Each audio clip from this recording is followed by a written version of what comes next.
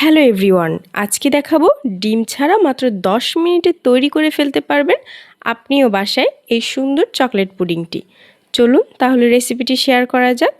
প্রথমে আমি এখানে নিয়ে নিয়েছি একটা হাঁড়িতে দিয়ে দিলাম হাফ কাপ গুঁড়ো দুধ, হাফ কাপ পরিমাণ চিনি, দিয়ে দিচ্ছি 1/3 কাপ পরিমাণ কোকো পাউডার, দিয়ে দিচ্ছি আমি এখানে 2 চা চামচ পরিমাণ কর্নফ্লাওয়ার। আমি এটা কোন ব্র্যান্ডের নিয়েছি সেটাও দেখিয়ে দিচ্ছি।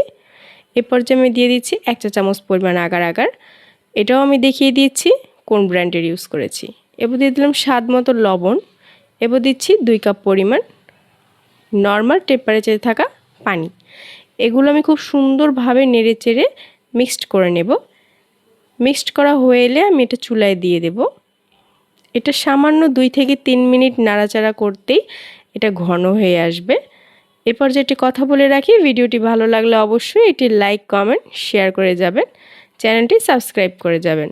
আমার একটা ঘন হয়ে এলে আমি খুব দ্রুত এটাকে একটা মোল্ডে ঢেলে নিয়েছি। এটা কিন্তু খুব দ্রুত করতে হবে, তা না হলে কিন্তু হাঁড়িতেই এটা জমে যাবে।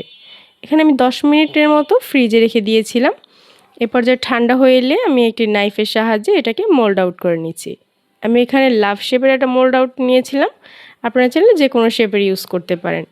এখানে আমি সাজানোর জন্য সামান্য কিছু স্প্রিঙ্কেলস ব্যবহার করেছি।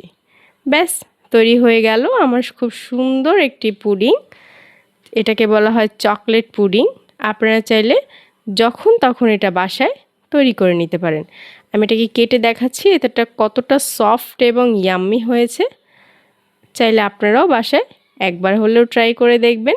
এটা কিন্তু খুবই সহজ, ছোট বাচ্চারাও এটা বানিয়ে নিতে পারে।